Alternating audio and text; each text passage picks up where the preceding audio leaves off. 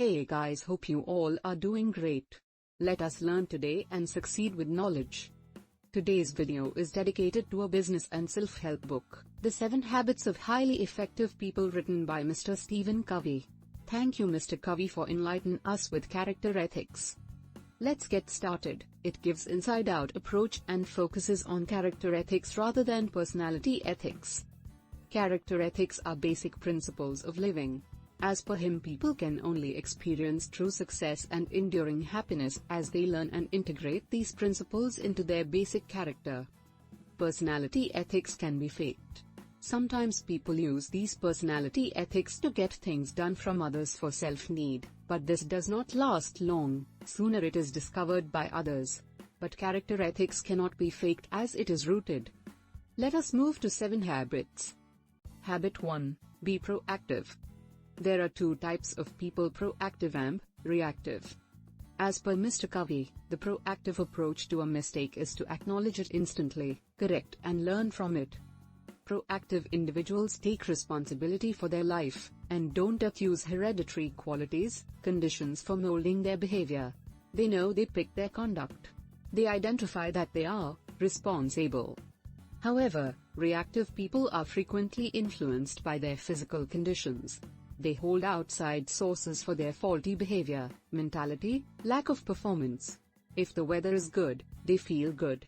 If it isn't, it affects their attitude and performance, and they blame the weather. These outside powers act as provocations and we react to. Between the provocations and the reaction is our most noteworthy force. We have the opportunity to pick your reaction. One of the most significant things you pick is the thing that you state. Your language is a decent marker of how you see yourself. A proactive individual uses proactive language: I can, I will, I prefer, etc. A reactive person uses reactive language: I can't, I need to. They assume they don't have choice as they are not accountable for what they say and do. Proactive individuals center their endeavors around their circle of influence. They work on the things they can do something about: health, children, or problems at work. Responsive individuals center their endeavors in the circle of concern, things over which they have almost no control: the national obligation, psychological oppression, or the climate. Gaining an awareness of the areas in which we expend our energies is a giant step in becoming proactive. Habit 2. Begin with the end in mind. Rightly said by the author, your most important work is always ahead of you, never behind you. Focus time and energy on things that can be controlled. It happens for some people, in spite of all victory in life, it feels empty because achievements may have come at the cost of something more valuable for them.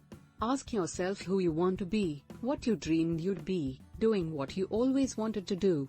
Is it what you wanted to become when you grow up? In case your success ladder isn't inclined toward the right wall, every movement you take gets you to an inappropriate spot faster. He says people are working harder than ever, but because they lack clarity and vision, they aren't getting very far. They, in essence, are pushing a rope with all of their might. This habit depends on creative mind, the capacity to imagine in your brain what you can't at present realize with your eyes. It depends on the rule that everything is made twice. The physical creation follows the psychological, similarly as a structure follows a plan. In case you do not make an aware effort to visualize who you are and what you want in existence, then you empower others and occasions to shape you and your life. Connect with your own uniqueness and then define moral, ethical and personal rules within which you can most happily express and fulfill yourself. You should have personal mission statement and build your life around it. You make your own fate and secure the future you imagine. Habit 3. Put first things first. Effective leadership is putting first things first. Effective management is discipline, carrying it out. Says Dr. Stephen R. Covey. Execute on most significant needs. To live a more balanced life, you have to see that not doing everything that follows along is okay. There's no need to overextend yourself. It is okay to say no at time and focus on something more important and relevant. Your motivation, desires, values, jobs, and needs come first, which means first things are those things we find more worth in. Putting first things first means organizing and executing around your most important priorities. It is living and being driven by the principles you value most, not by the agendas and forces surrounding you, says Dr. Stephen R. Covey. Habit 4. Think win-win. When one side benefits more than the other, that's a win-lose situation. To the winner it might look like success for a while, but in the long run, it breeds resentment and distrust, says Dr. Stephen R. Covey. Work excellently with others to achieve ideal results. We all work with pattern of I win and you lose, or if you win I lose. In the long run, if it isn't a win for both of us, we both lose. That's why win-win is the only real alternative in interdependent realities, says Dr. Stephen R. Covey. Win-win considers life to be a helpful field, not a serious one. Win-win is an outlook and heart that continually looks for common advantage in every single human collaboration. Win-win implies understandings or arrangements are commonly valuable and fulfilling. We both get the opportunity to eat the pie, and it tastes lovely darn great. An individual or association that approaches clashes with a win-win attitude has 3 essential character qualities: integrity, staying with your actual emotions, qualities, and duties; maturity, communicating your thoughts and sentiments with courage unthought for the thoughts and sentiments of others; abundance mentality, accepting there is plenty for everybody. To go for win-win, you must be empathic, confident and brave. To do that, to accomplish that balance among boldness and thought, is the example of genuine development and is essential to win-win.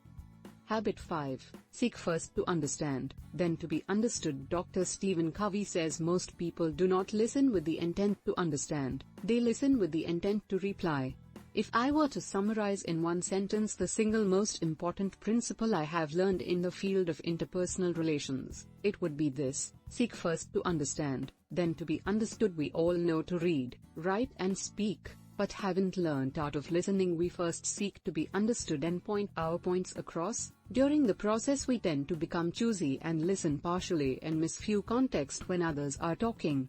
Because we are listening to reply and rather than to understand what others are saying. Due to this we overlook other. This happens because we channel all that we hear through our life experiences and shell of reference. We check what we hear against our personal history and see how it measures up and then conclude rashly what others mean, before even they complete their point of view. Habit 6. Synergize. Like these words of writer, synergy is better than my way or your way. It's our way. Innovate and solve problem with individuals who have an alternate perspective. 2 heads are superior to 1. Synergize is inventive participation. It is collaboration, approachability, and the experience of finding new answers for old issues.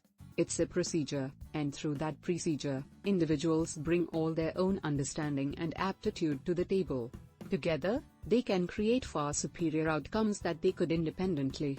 Together many minds have find better ways and solution than comparatively alone. Differences are strength and not weakness. When people come together and interact, new perspectives are open, and this happens due to their different approach and they start influencing one another. These difference in opinions drives synergy. They add enthusiasm to life. Habit 7. Sharpen the saw. We must never become too busy sawing to talk time to sharpen the saw. Sharpen the saw implies protecting and upgrading the best resource you have. It implies having a decent program for self-recharging in the 4 aspects of your life: physical, social/emotional, mental, and spiritual. Physical. Beneficial exercising, resting and eating. Social/emotional. Making social and meaningful connections with others. Mental. Learning, reading, writing, and teaching. Spiritual. Spending time in nature, expanding spiritual self through meditation, music, art, prayer, or service. Renewal is the principle and the process that empowers us to move on an upward spiral of growth and change, of continuous improvement. As you restore yourself in every one of the 4 regions, you make development and change in your life. It keeps you new so you can keep on rehearsing the other 6 habits. You increment your ability to create and deal with the difficulties around you.